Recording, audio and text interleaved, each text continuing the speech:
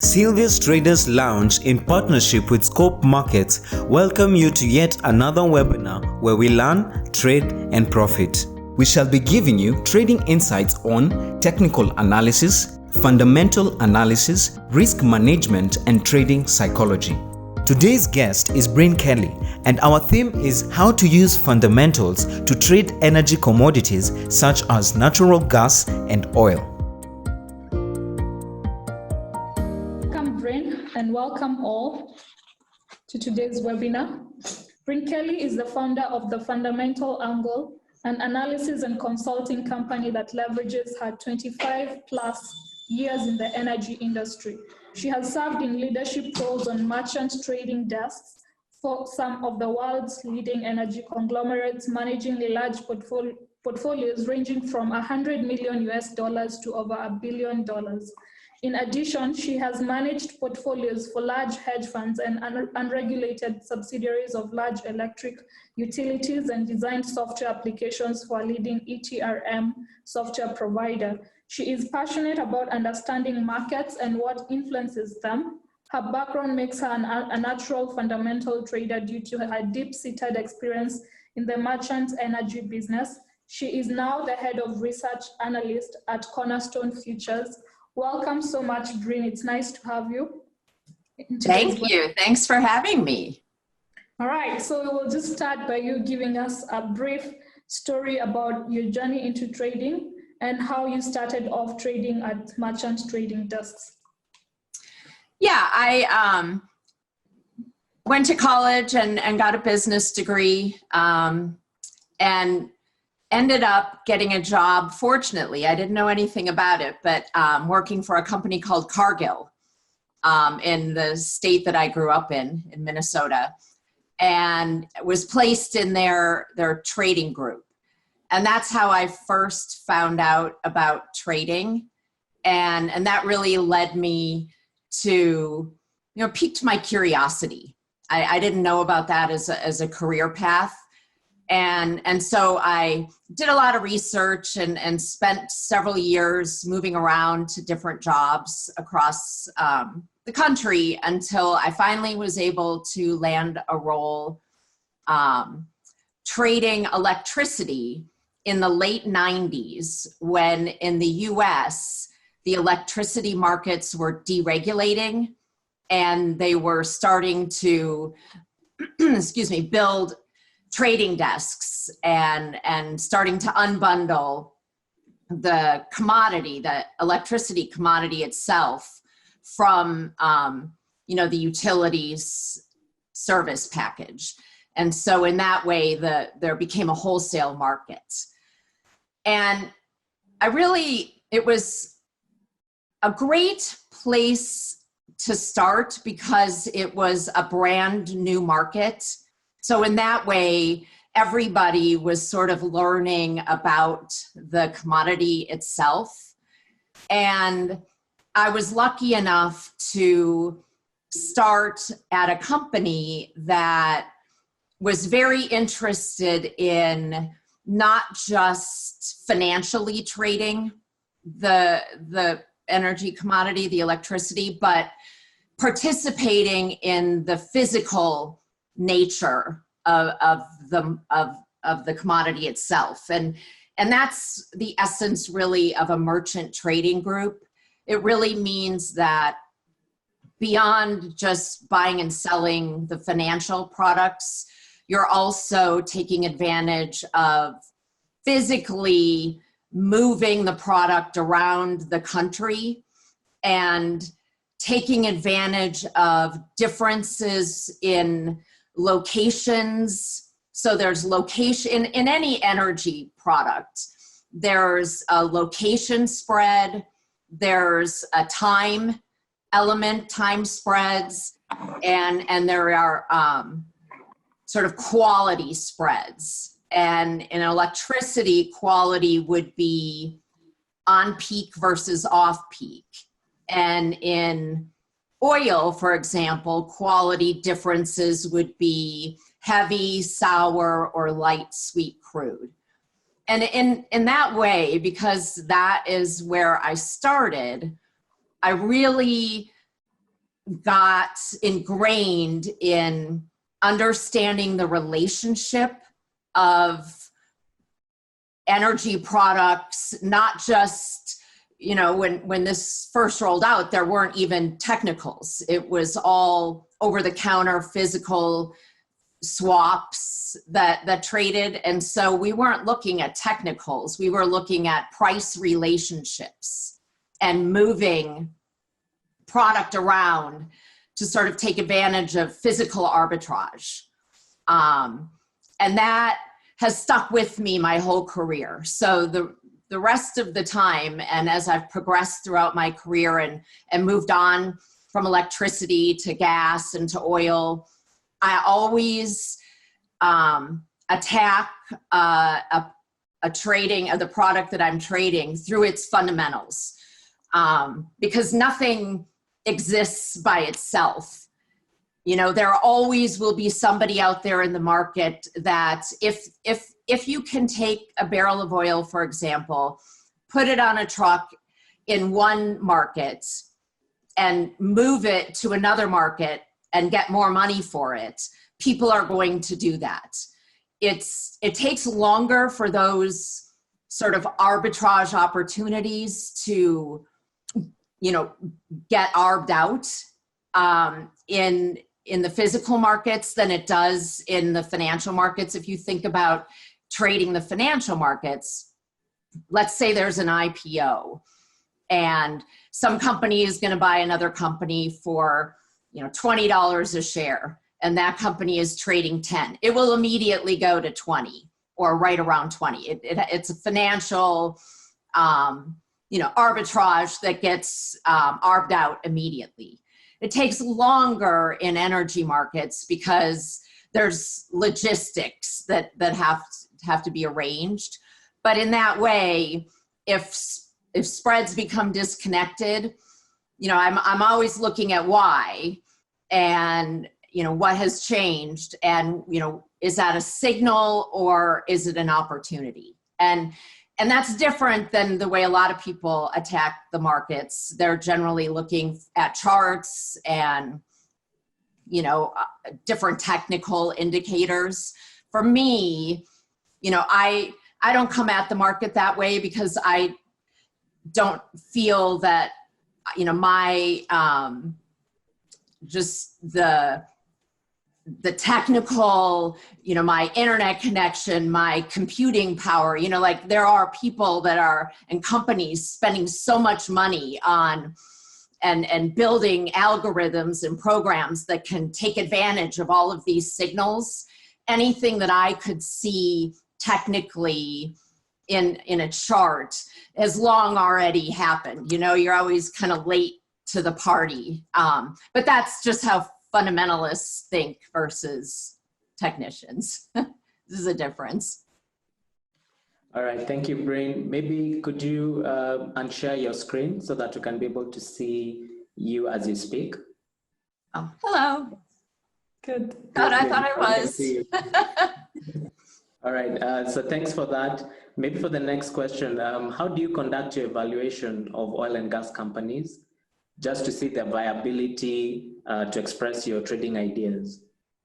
Yeah, so while I generally only trade the actual energy products themselves, I think when looking at some of the energy equities, one of the things that people miss is they don't have enough understanding of what kind of prices these equities are receiving, right? So if you look at producers and some of the producer stocks out there, it's really important to see where it is that they're producing.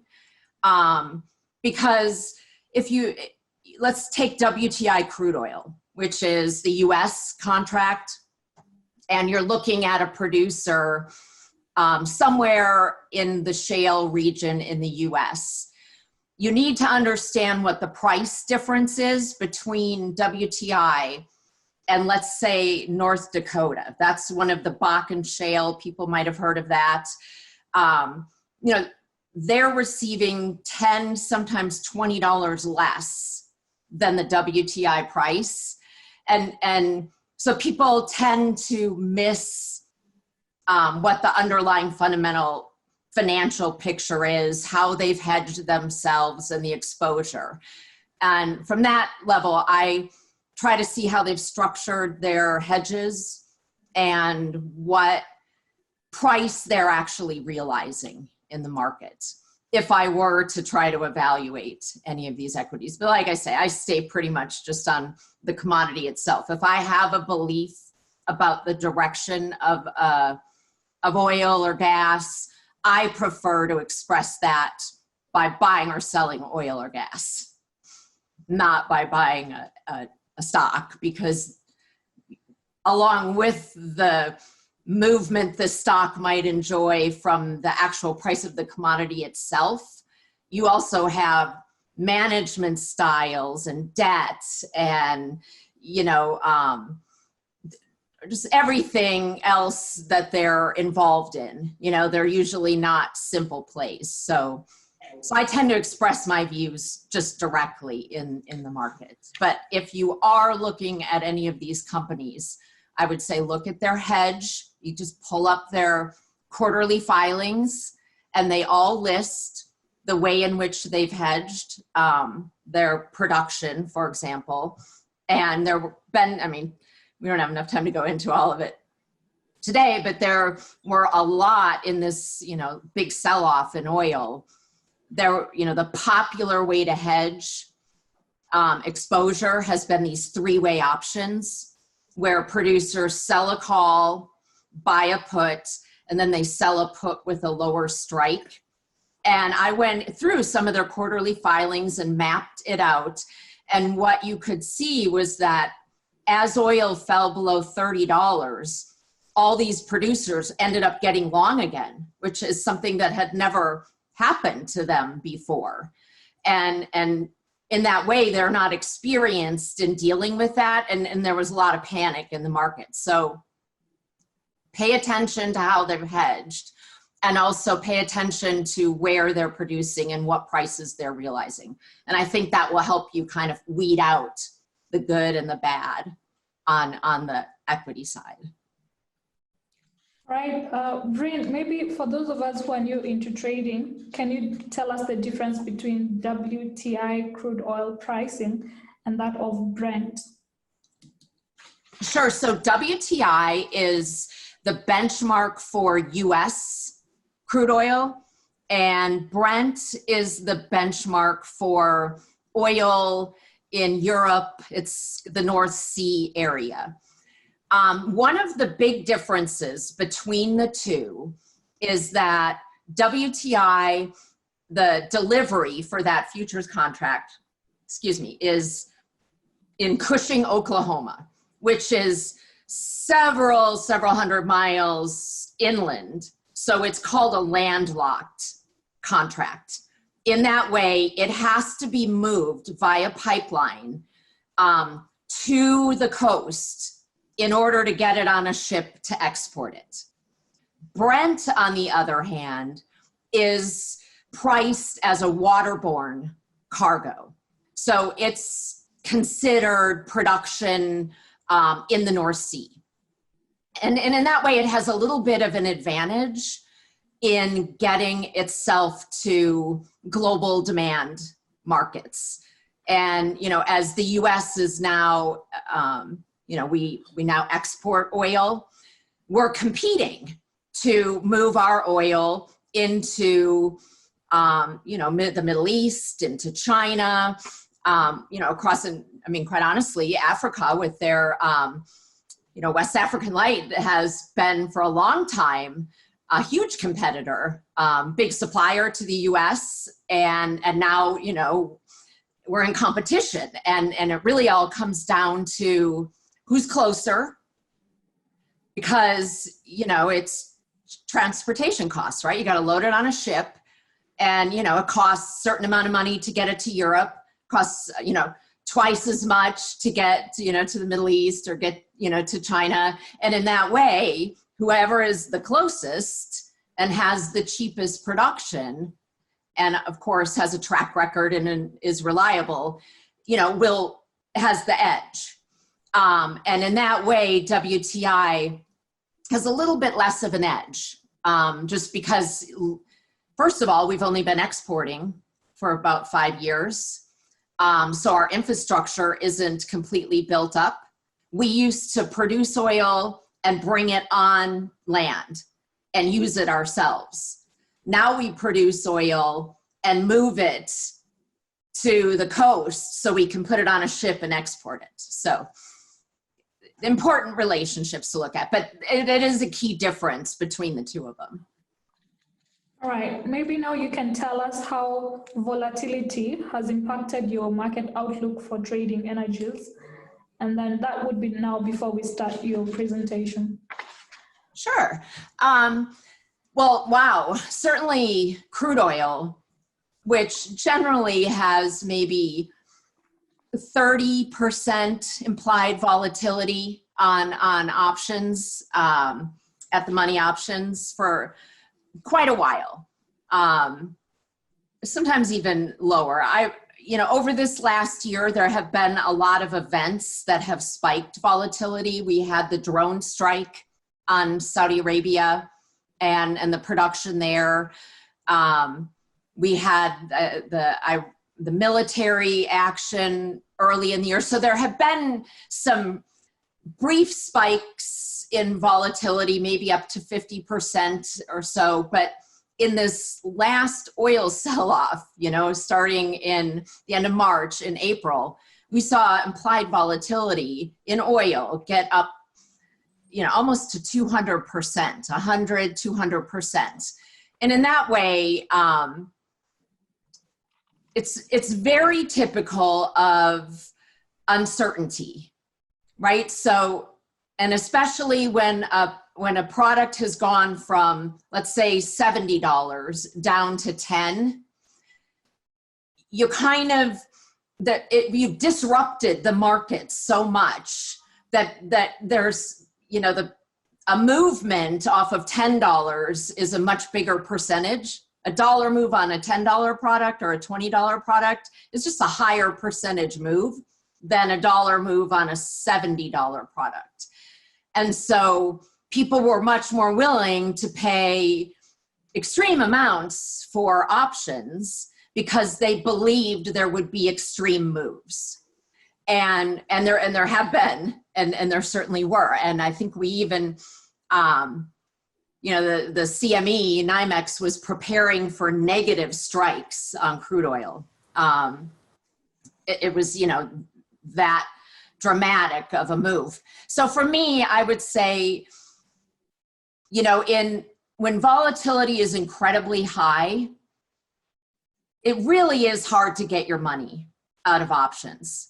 You end up overpaying so much that if you get the move, if you're paying $5 for an option, it has to go so far in the money before you're going to even, realize return. So it's a time when I don't really like to be in options, or I would say you buy the underlying and you can sell some options, or vice versa, right? When volatility is really high like that, I tend to move away from options and trade the underlying itself with, spreads or stops. You'll also notice that when prices really come down a lot, especially in like natural gas. Natural gas prices have been low for quite a long time, at least in the United States. The natural gas has just really underperformed. But it's a constrained product that when demand kicks in, it can gap higher. It's logistically constrained on any certain day. And so it kind of has this gap upside nature to it. Whereas puts, it doesn't really gap down. It's just dragging along the bottom. So in that market, you'll notice that there's a huge call skew. You have to pay great premiums for calls in the winter months And, there's hardly any premium or volatility for puts. And it's a structural part of the market. And so for me, I like to look at how wide has that skew gotten. And there are a lot of times when volatility will jump, a couple of years ago in natural gas, it jumps so much on the upside, the calls, that you're better off buying the underlying and selling the upside call, because the premium you collect gives you enough downside protection. And puts tend to be really cheap too. So in that way, if you have a big skew, it's better to, own the underlying, buy a put and sell the call, or just own the underlying and sell a call. So high volatility kind of drives how I put on a position. And in oil right now, it's finally below 100%. Volatility in oil tends to, as markets are moving higher, it tends to go down a little bit. And as markets are moving lower, it tends to increase. And so watching implied volatility can kind of give you an understanding of the bias in the market. It's similar even in equities, right? In S&P futures, when you're trading those, it's always more expensive to buy a put in equities because everybody's long and everybody's trying to protect their portfolios, pensions, 401ks, people who own stocks. It's cheaper to buy calls because everybody's long, right? So it doesn't gap as much to the upside. And you just kind of reverse that a little bit when you get to some of the energy markets. All right. Thank you so much for that. Yeah. What are the fundamental drivers that you look for when you're trying to identify a situation like what happened with the WTI price drop in April? Are there some key fundamental factors that could have been able to signal that that price drop was likely to happen? Maybe not as extreme as it did, but was there something that could have signaled that? Yeah, so, there's kind of two things in that price drop. There's the one day when prices went negative, and let's separate that out for a second. And then there was just the drop from 60, let's call it, down to 10. This was a situation that came on quickly. There wasn't a lot of advance warning or world experience with this event, right? It's different if we're going to have like a hurricane or, some sort of weather event and you're going to have a supply disruption. We have more experience with that. So in this way, the market had really been pretty positioned, bullish positions is how the market was really looking the first 3 months of the year. And from, all fundamental aspects, we had been drawing down inventories for a long time. Demand was increasing. There were a lot of good fundamental drivers that had a lot of people positioned long. We were getting ready for the summer gasoline driving season. People were kind of starting to look at gasoline inventories. And, in the matter of a week or so, as events started to unfold, everything completely changed. And I would say the biggest signal was that refiners cut runs. And what I mean by a refinery run is when you're inputting crude into a refiner to produce gasoline and jet fuel and diesel. And generally a refiner, they look at utilization rates. They like to run at 90 to 100% utilization. They want to run as much crude through the unit and produce as much products and sell them in the market and capture the spread. So, they're usually running as max capacity unless they're doing some sort of maintenance. And in as soon as this hit, there was an immediate build in gasoline supplies in that first inventory report we had. The gasoline crack spread, which is the difference between gasoline futures and crude oil, which, runs anywhere between $10 to $25, right? Depending on to give the refiner a margin. It went negative. So the crack spread to produce gasoline, you now were losing money. Gasoline was trading below oil. So refiners immediately pulled back and went down to below 70% utilization rate. And that was the biggest signal. And this was all, keep in mind, this was happening very, very fast. So if you were looking at that, and when we got our first report, or if you were watching, doing your research and watching, the news and news stories and kind of digging in, the implication of cutting 30% of the oil being input into a refiner means there's now 30% of oil on the market. Oil doesn't go anywhere but a refinery. We don't put oil in our cars. We put refined products in that's, what's used around the world.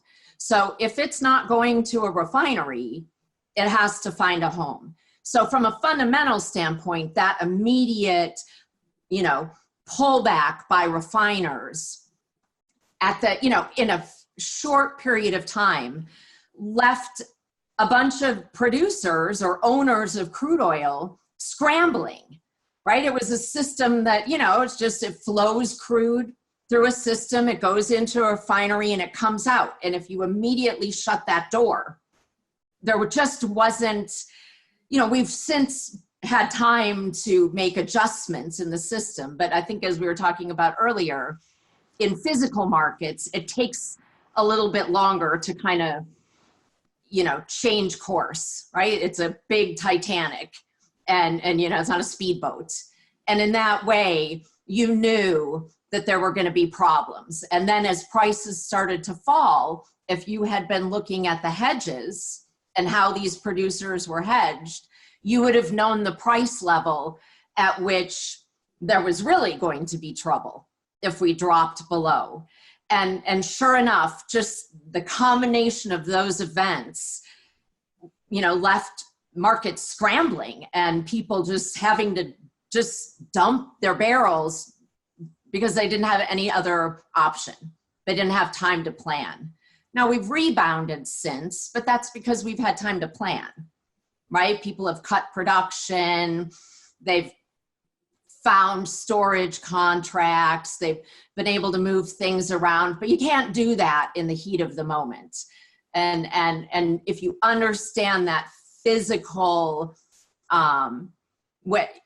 normally you never stress a physical logistical system this much, but we had, stressed it in ways that had just not, been possible. And I'll go through a few charts and stuff in my presentation that show this a little bit more.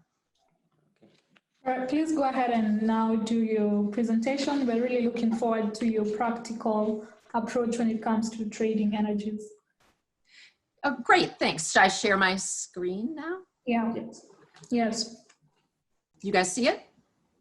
Yeah. Yes. Okay, great.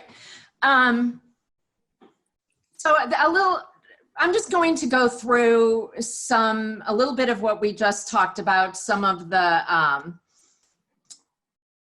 review of what happened in the price drop. And the reason I'm going to do that is just to show you, the charts that I use, the types of fundamentals that I look at, and it's a kind of a good way, this what just happened over the last couple months, it's a good example to use to go through and look at everything. So we have here, obviously, we had we were, as I said, just kind of moving along. This is WTI crude oil. And this is the May 2020 contract.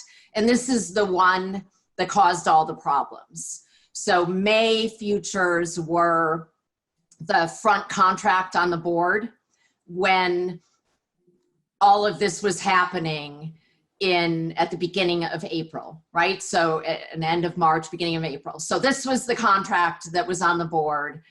And so, you know, like I said, all the way up even and through like the beginning of March. And then, you know, things got a little worrisome with, you know, all the news that was coming out. And that culminated in the day before the contract expired, trading all the way down to almost -40 before rebounding to, I don't know if it was like 15 or 12 or something like that at expiration. And there were, you know, a lot of reasons that kind of underlie that move. You know, and you have to say to yourself on that one day, if we go back up, one day where prices went negative just during the trading session, and by the next day it had recovered. That's not a lot of time for anybody to, you know, you could say, wow, I'll take oil and store it and sell it next month and I'll make $50. There's not enough time left, you know, in this window to when if you think about the backdrop of what was going on, it was a crisis. And most energy companies and trading shops were, you know, under a lot of stress, and they were worried about their overall portfolio, the health of their company, whether or not they could pay their debt. There was a lot going on just that one day. And so the last thing on anybody's mind was really trying to figure out how to exploit this trading opportunity. You know, it was thin, it was illiquid, it was a surprise, and it was over in a minute. And in that way, you know, people argue that it was manipulated, it was, you know, something with futures, and in reality, it was just, you know, timing. And you can kind of see, so, you know, that was the May futures contract that we just looked at. Here is the open interest. And I really show the March contract, April, and then the May is in black, and then we have June and July. And obviously they all go to almost zero at expiration because, you know, there's a few contracts that go to delivery, but generally, you know, the open interest goes to zero. And it just so happened that the open interest in May, you know, far exceeded the last 2 months that we'd had. So we were starting with a much higher positioning in the May contract. And in that way, there was a lot more that had to be unwound. Also, as you get closer and closer to expiration in physically delivered energy products, the exchanges force you to close out your position if you aren't registered to make or take delivery. And that is another key difference between the WTI futures contract and the Brent contract. Brent is financially settled. WTI is a physically delivered contract. And so there's less people holding a position within the last week. Most all the funds out there roll to the next month, like the second week of, so right now, the July futures contract is the front, or now it's August. No, it's July. Yeah, the July contract is the front month. Next week and the week after, all the funds will roll to August. So they're already out. And then, you know, as you get closer and closer to delivery, even in any funds who've been holding, you know, kind of speculative funds that are holding it, if they're not registered to make or take delivery, because, you know, I mean, you have to have credit and collateral, they'll be forced out too. So there's just not as many players left, in the end. And so that exacerbated things as well. So it's just interesting to note. Usually I'm not an open interest person. It's not a big fundamental, but on a post-mortem, you can really see that there was probably something within those numbers this one time. All right, wait, let me move my little thing here. Okay. So I talked about the gasoline crack going negative.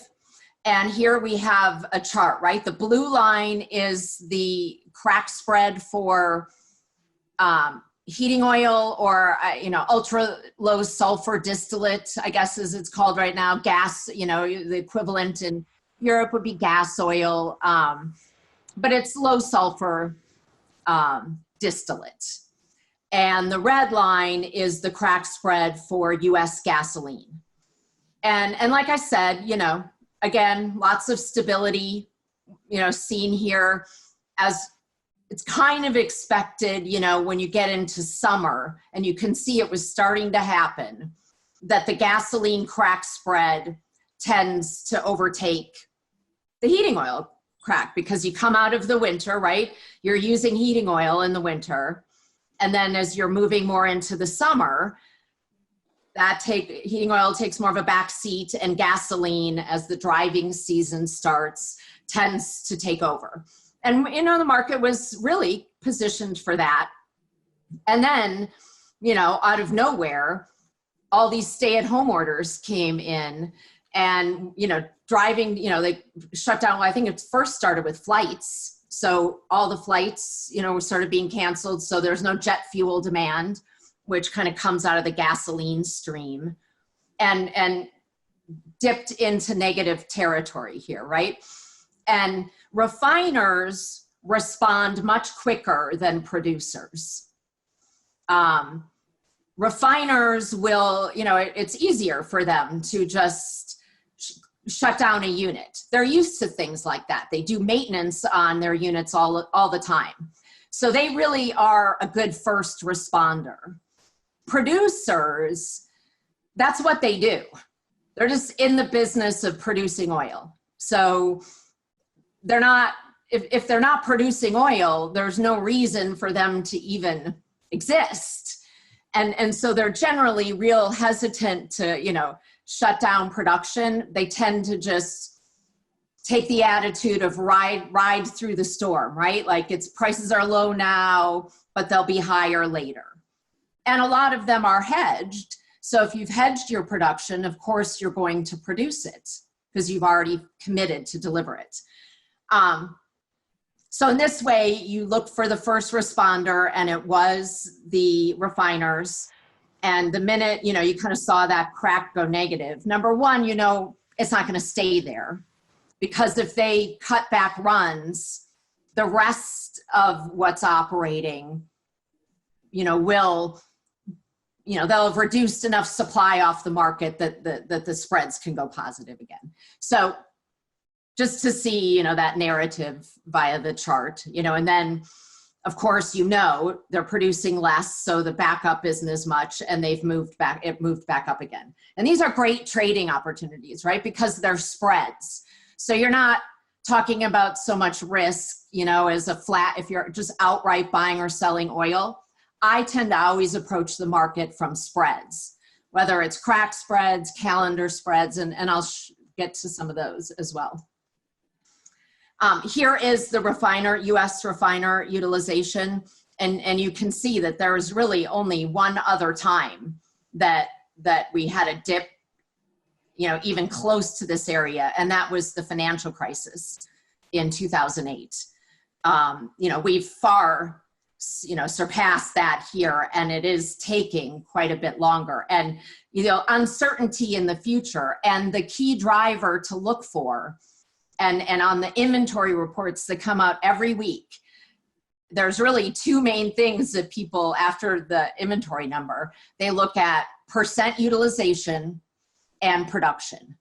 And this percent utilization, as soon as it ramps back up, right, the oil can flow back into it. And then you have to start to, assess how much inventory have you built up during this time period. But this is a key fundamental driver that, you want to try to get as much information on as you can. Because of course you can see here, the black line is WTI futures and the orange line, that's the percent utilization. So I just kind of zoomed in here a little bit, and you can, you watch prices as that utilization came off, it directly drove these prices lower. Normally it's inventory that balances that out, but not below a certain point, below a certain, normal utilization rate. It's just going to force prices lower, and it will also lead them higher. So it's a key fundamental aspect to look at. This is the calendar spread between May and June. So just like the May futures contract sold off, this spread here sold off. And I, already mentioned this, that, it happened so fast that, participants were just unable to react in time to capture. Normally people would say, wow, I can get $40, $50 for storing my oil. I'll buy May and sell June. But there just wasn't enough time to capture that. And again, you can see how quickly that recovered. The other, big type of trade, again, I focus a lot on spreads, are spreads, location spreads across the US. So everybody knows WTI, and here is where Cushing is, right? And I had mentioned it's landlocked, right? You got to put it on various different pipelines to get it down to this Louisiana or Texas coast in order to export it. One of the big producing regions in the US is called the Permian, which you may or may not have heard of. And there is a futures contract called Midland, and that trades as a spread to WTI.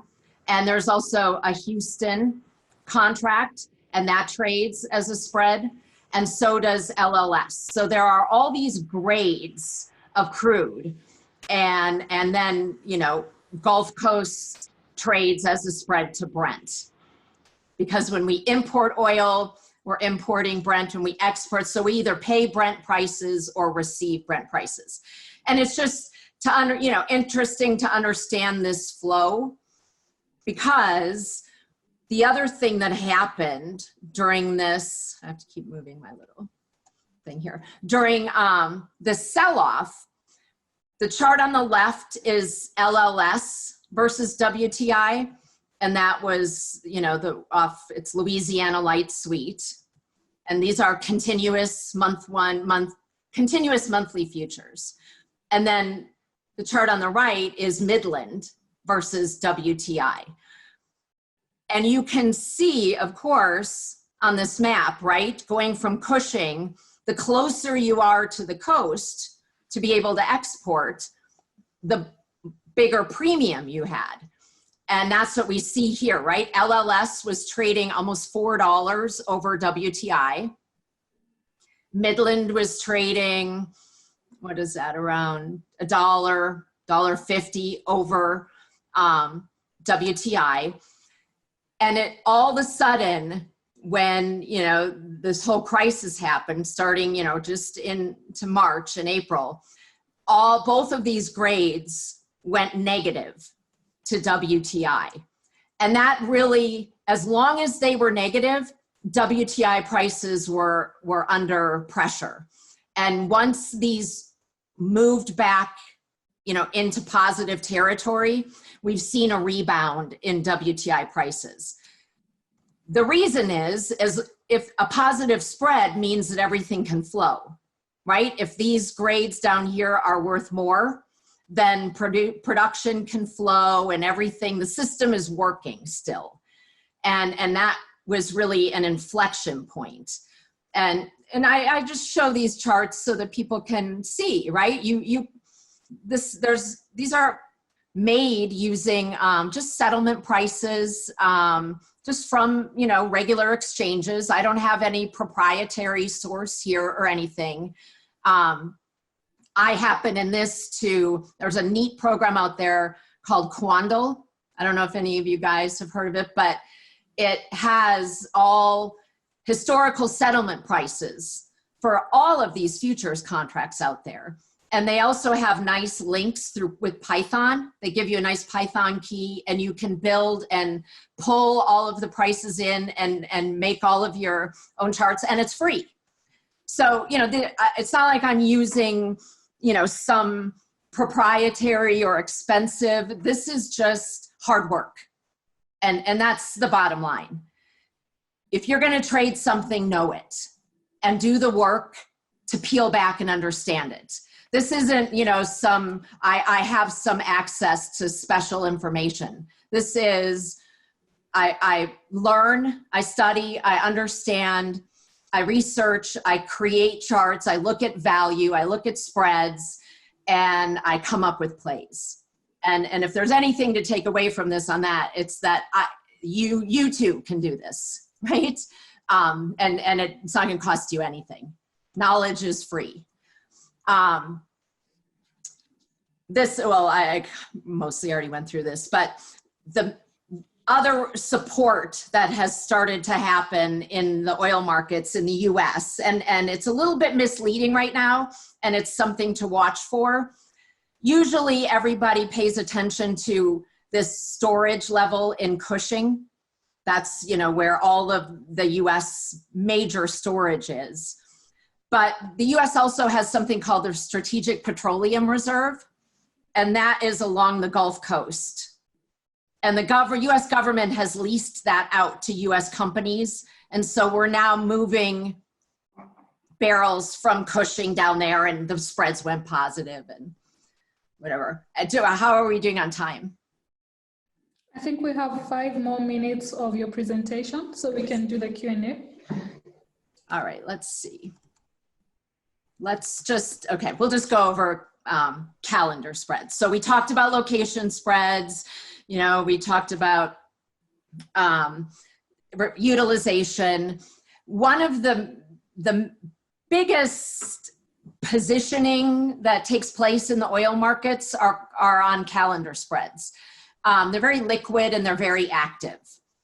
There's sort of 2 states the calendar spreads are in, and I'm sure you guys are familiar with this, either backwardation or contango.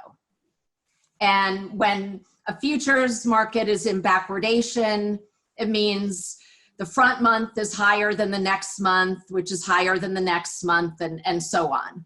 And when it's in contango, it means the front month is lower, than every month following. And those are generally related to demand and inventory. If a market in contango is generally saying we will pay you to store barrels, a market in backwardation is basically saying take your barrels out of storage. And of course, also contango can happen, as we saw. This is backwardation over here on the left, which the market had been in backwardation for a couple years, give or take.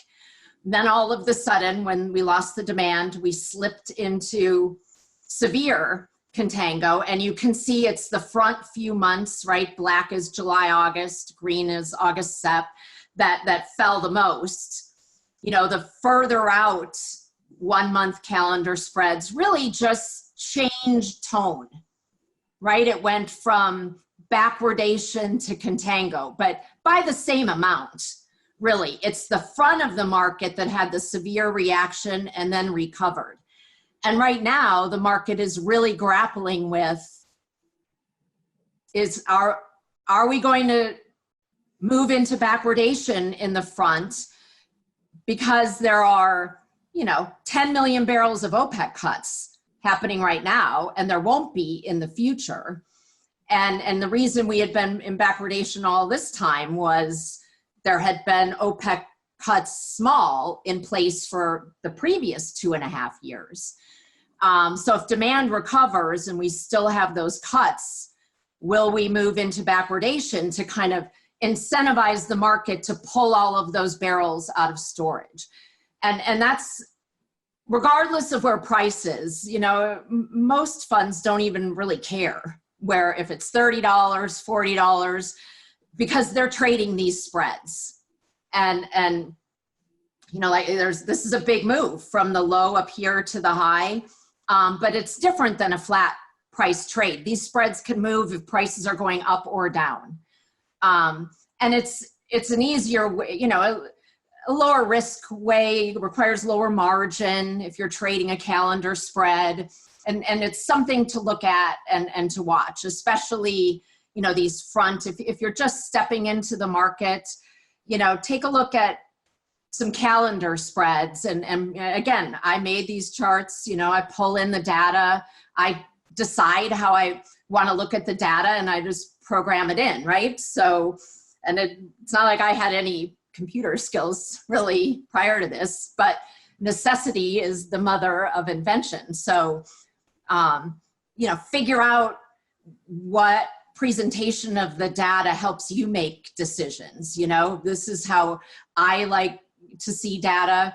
I like to see relationships, how they're moving, where they were in the past, to get some idea of, you know, where's the signal? Which chart is the signal in? But it's not a technical signal, right? It's just, you know, we went back and we looked at, you know, the crack spreads, right? And the recovery. We look at, you know, refinery utilizations, like which one is the first mover? And you can usually tease that out of the data. And like I said before, in commodities and energy, you have time before the market actually responds to physical changes. And so it's really worth it to dive in there. All right, thank you so much, Brynne, for that. I'd like now to open up the floor for any questions. Does anyone have any questions you may want to ask Miss Brynne? Don't be shy. As you wait for them to ask questions, Brynne, how much time goes into your research, you know, before you even start to place your trades? Wow. I mean, in some ways, I feel like I'm always doing research. You know, number one, I love the topic, right? I love learning, reading, knowing. Everything's always changing. So, you know, I mean, those are things that pique my interest. But as far as research, I have always had a discipline where every morning I have a certain, you know, range of different charts and data and tables and things that I put together without fail. You know, I can get a lot of, you know, data through services, you know, that are free or cheap, but some you can't, like a lot of the products that trade on the ICE exchange. And I don't know if you guys are familiar with the ICE exchange. They post settlement prices, but they post them in PDF files. So you have to manually, and only one at a time, and they only ever keep 7 days. So in order to have any sort of data history, I have to manually download them every day. I mean, unless you want to spend millions of dollars getting, you know, feeds, but, you know, that doesn't have to be a limitation, right? It just depends on how much work you're willing to do. And I do a lot of work, right? So there's a lot of manual aspect to it, but it's part of my everyday. I'm either pulling data, preparing data, looking at data, reading about it, you know, and trading, right? It's just all intermixed, but it's as much time as you just spend looking at the market, you spend knowing. All right, thank you. Are there any cyclical patterns that you've been able to identify over the years that can be able to tell you which way the market is likely to go on an annual basis? You know, I'm trying to think about how to answer that in the right way. There's obviously cyclical nature to energy products themselves, right? Like natural gas has summer and winter.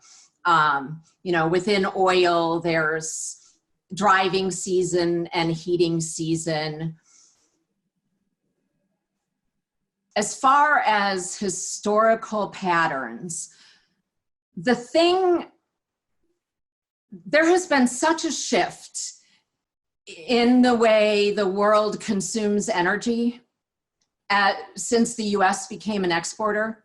I mean, you know, I'm not trying to be US centric or anything like that. You know, you just look at, we were the largest consumer, right? And everybody was directionally moving oil to our markets, and that has changed. And so it's hard to go back and look at seasonal patterns and historicals. You know, I know so many models like to back test and look at historicals, but it's changed so dramatically that it's hard to say there's a lot of weight in some of these historical patterns, other than maybe the last 5 years or so. Yeah, I can't, I don't know that there's any hard and true. I think there are people that do seasonal spreads, right? And they look at the last 20 years and they'll say 80% of the time this pays out this much if you enter it on this day and you exit it on this day. Usually those are time spreads. Like if you buy March, April natural gas spread on this day and sell it on this day. And, you know, I welcome anybody to go and, you know, look at some of those seasonal plays. I don't know. It's just not my thing. So I'm in the now, you know? All right, we still welcome guys to ask questions. As we wait for guys to ask questions, do you still run a column with the opportunistic trader? And where can people go to find your work? I know you're actively on Twitter, so and your website. You can mention your website. Yeah, so the opportunistic trader sadly disbanded last year, but I publish research every Sunday on the Cornerstone Futures website. So cornerstonefutures.com. And if you click and look for research and analysis, all the historical reports are there. And you'll see my style in those. You'll see how I like to factually review the market for the week, try to find, dig through everything that's happened and, find something that's meaningful or important or perhaps a signal. And it, in that way, I'm hoping it's a little different than, newsy kind of like emotional headlines, right? I think you'll see that I try to be very methodical about how I go through things and I put it out there once a week. And so I definitely encourage anybody to go and check that out. You can see some of my historical reports as well. And of course, if you want to do any futures trading, you can go to Cornerstone Futures and they can execute that for you. But also Twitter, I like to put ideas out there and see what people think about it, right? I consider Twitter to be a virtual trading desk, right? It's like you're sitting on a desk and you can say your idea, right? I'm not just putting charts out there to be charitable. I'm putting them out there, people comment, they'll say something. I want to know what the other side of the argument is, right? if I put something out there and it seems like everybody's angry because they think I'm saying something bearish, you get a sense of, how people are thinking or positioned. And so in that way, I'm consistent. I post a lot of good information, and that's at Brynne K. Kelly on Twitter. And also on my website, thefundamentalangle.com. It also has old podcasts and all my research. So lots of places to go find and use it to start your own research approach, right? Do some learning and that's how everybody gets started. All right, Brynne, we thank you so much for your time, for your in-depth analysis. And, we are grateful for you making the time this early morning to come back again on the lounge. We also welcome guys to open up accounts with Scope Markets Kenya. If you want to trade whatever it is that we've been taught today by Brynne, then you should be able to at least get started with a trading account. We also ask people, if you have to go outside, put on your mask, stay safe. Yes. And last words from my co-host. Yes. At least you guys have some masks. They're hard to find. Yes. And thank you so much for being present today and giving us your insight. And I know it was quite early for you, but we truly do appreciate it. I'm awake now. Yeah, great. It's really neat to come together, from two different places like this. I think it's great what you guys are doing. All right. Thank you so much. All right. And we hope to have you again sometime in the future. Brynne, as always, thank you so much. Thanks. Have a good Bye, day. everyone. Bye. All right. Bye. Thanks guys for tuning in and sticking with us to the end. We hope you have learned something new. I would like to appreciate Scope Markets for sponsoring this webinar. Remember, you can open a live trading account with Scope Markets and apply the lessons shared by the guest in this webinar to your trading. Many thanks to our guests for speaking to us. We'll be open to have you in the future. Till next time, goodbye.